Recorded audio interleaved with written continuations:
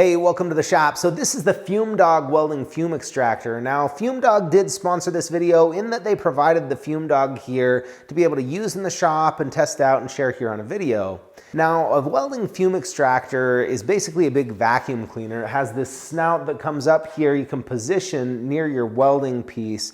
It draws air in, blows it through a huge filter and out the back end clean, so you don't have to breathe all that in. Now, not too long ago, I had actually purchased a different welding fume extractor, and when FumeDog reached out and I looked into their design a little bit more, there was something that really stood out to me, and I thought it was worth sharing, and that's that this same fume extractor can be used as a portable roll-around unit on the floor, or it can flip over and there's a special bracket which allows you to mount it up to the wall upside down and be out of the way.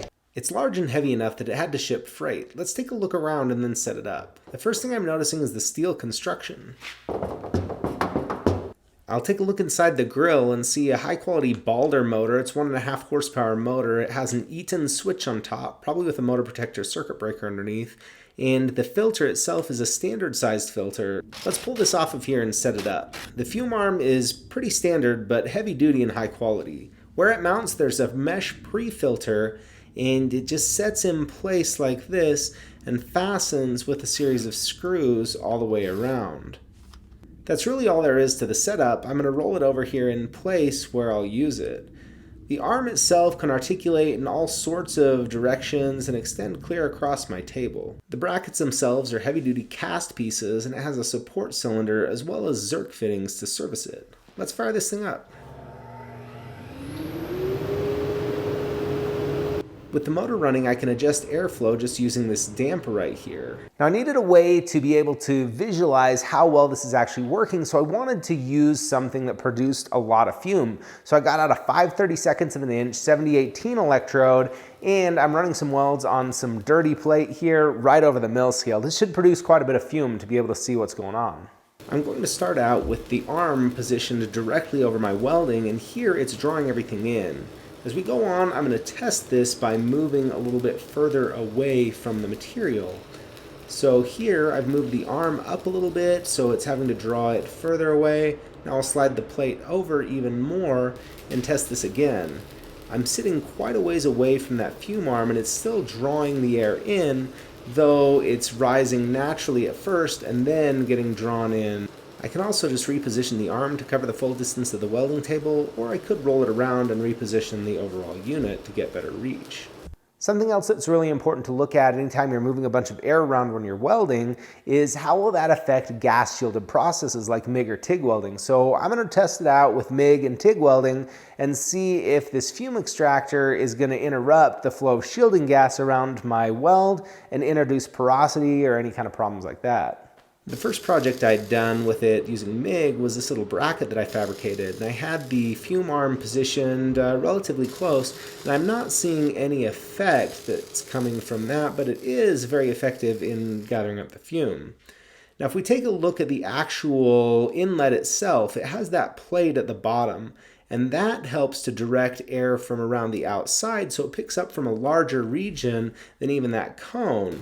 So watch as I'm welding here, it rises naturally towards the bottom, and then as you move up to a certain point, it's drawn in from that airflow. So that indicates that we have pretty stagnant air towards the bottom. See, when I feel down here, I don't feel much movement. As I move up, right around there, that's where I'm starting to feel air really being drawn in. So let's try this out. I have quite a bit of distance there, but you can see the fume is still being drawn in very effectively, though it starts rising naturally. The MIG weld is running really well. I'm not seeing any indications of porosity or issues coming from poor shielding, so I think this is working out okay. When I look at the weld afterwards, I don't see any indication of porosity or that I had any adverse effect from the air moving around it. Now let's go ahead and try it with TIG welding. I'm just running a small bead on stainless steel plate here, which should show any indication of air movement. And as I weld, everything is moving along really well. I don't see any issues, and when I take a look at the bead afterwards, it's bright and silver.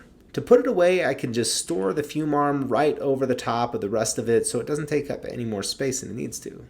Now, something else to think about whenever you're bringing a piece of equipment into your workspace is how much noise is it going to introduce into the work environment? How loud is it? And I'll tell you right now, this isn't especially quiet, though I've been around several different types of fume extractors over the years in different places where I've worked and been, and they all make some amount of noise. I'm going to do a little test just using a phone app, decibel meter. This isn't calibrated or anything, and I'm not trying to be a sound test lab. I'll just put it about 6 feet or so away from the fume extractor, as well as a couple other tools to just give you a rough idea of the sound that it makes. I'm going to start off by getting a baseline for the FumeDog right here, and once it's up and running, it's sitting pretty steady. Next, I'll compare it with my TIG welding water cooler, and this is coming in a little bit quieter than the FumeDog. Finally, I'll use a cordless drill, and this is very similar to the FumeDog, though the tone of the FumeDog is lower pitched and much less bothersome. You can easily carry on a conversation with it running.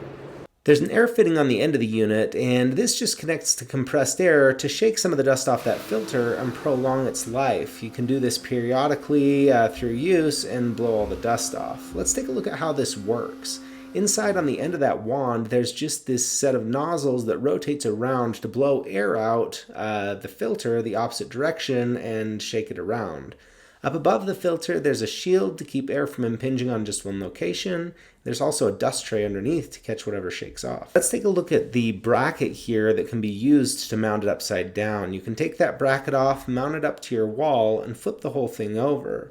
Then this cylinder right here that provides support can be replaced with a longer arm that they have that will allow it to suspend from the ceiling. It can also be used on a downdraft table with some other attachments that they have, so it's very flexible. So what are some of the things to keep in mind when you're thinking about fume extractors or about this one? First of all, this is very effective and it moves a large amount of air. It's solid with its construction, it uses heavy-duty parts, and a lot of the parts are standard that you're going to be able to get and replace on your own if you want to, including the standard filters. It's really flexible, and the way you can reconfigure it just adds options in the future. Hey, well, thanks for watching today. I'll put a link to FumeDog down in the description below. Until next time, weld safe, and we'll see you then.